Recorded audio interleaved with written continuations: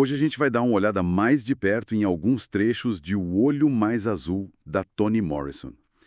É um livro, assim, muito forte, né?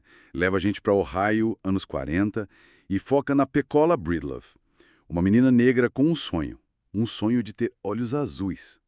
Recebemos aqui uns fragmentos que mostram bem a vida dela, da família, o ambiente todo ao redor.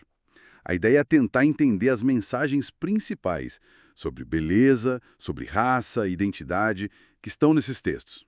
Vamos lá, então? Vamos! Olha, o ponto de partida é esse desejo da Pecola, né? Pelos olhos azuis. Os textos mostram que para ela não é só estética. É quase uma chave mágica. Uma chave para mudar a vida toda. Isso, ela acredita que se tivesse esses olhos, se fosse bonita do jeito que a sociedade via a beleza, Hum. talvez os pais parassem de brigar tanto, sabe? Talvez ela não fosse mais invisível ou desprezada na escola. Os trechos até falam dela sentada sozinha. E o livro faz um contraste muito forte logo no começo, né? Aquelas frases da cartilha infantil. Esta é a casa, a família, eles são felizes. Exatamente. Cria uma tensão na hora, uma dissonância, assim, enorme com a realidade deles, principalmente dos Breedlove. Total. E essa dissonância, ela expõe muito bem os padrões de beleza eurocêntricos, né? E como eles são internalizados, quer dizer, como as próprias pessoas que sofrem com racismo acabam absorvendo essas ideias ruins sobre si mesmas. Sim. Os trechos descrevem a família morando numa loja abandonada. E a narrativa dá a entender que não é só por serem pobres, é porque eles se sentem feios, eles vestem, tipo, o texto chama de capa de feiura, uma feiura que vem da convicção deles mesmos. Nossa, isso é pesado.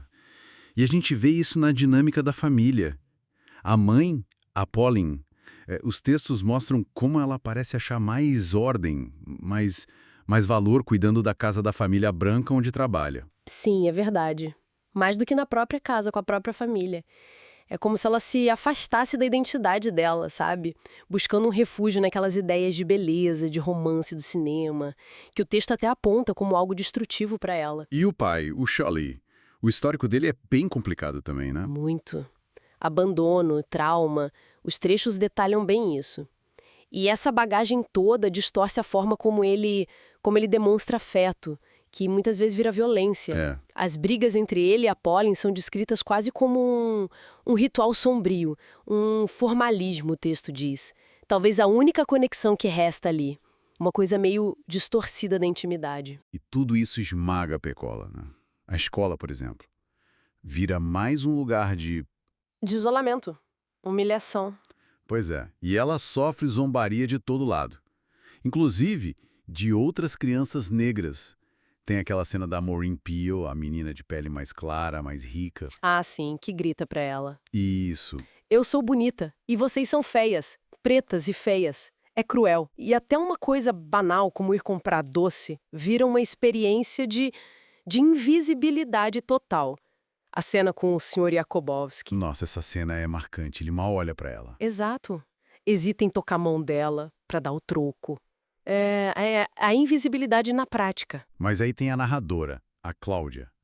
Ela oferece uma perspectiva diferente, né? Sim, isso é bem interessante nos trechos. Diferente da Pecola, que parece absorver tudo passivamente, a Cláudia resiste. Ela tem raiva daquelas bonecas brancas de olho azul. Ela desmontava as bonecas, né? Isso. Desmontava para tentar entender o que tinha de tão especial nelas, tentando achar a origem daquele som que elas faziam que para ela era como um bicho agonizando. Essa atitude dela de questionar, de tentar desmontar o fetiche, é um contraponto muito importante à aceitação da Pécola. Mostra que essa internalização não é o único caminho. Então, juntando tudo isso que os textos mostram, fica bem claro como o racismo que eles absorvem, a pobreza, a violência em casa, esses padrões de beleza impossíveis, tudo isso converge. Converge para a tragédia da Pécola, sim. E a obra, nesses fragmentos, não está pedindo só a pena, né? Ela força a gente a olhar para as estruturas, para a sociedade que permite que isso aconteça. É. Tem até uma reflexão da própria Pauline sobre os sonhos que se perderam. Uma citação forte do livro. Algo como: nunca se deve aceitar a palavra do sonhador para entender como os sonhos morrem. Temos que olhar para as causas, né? Exatamente. E fica essa reflexão para a gente, né? O que é beleza, afinal? Quem é que define isso? A Morrison deixa a gente com aquela imagem final da terra que é hostil a certos tipos de flores, Uhum. sugerindo que a culpa não é só da família, é da comunidade, da sociedade toda. Ela escreve que naquele lugar é muito, muito, muito tarde. Então a pergunta que fica é: que tipos de flores a nossa sociedade, a nossa terra, hoje continua impedindo de florescer? Fica aí para a gente pensar.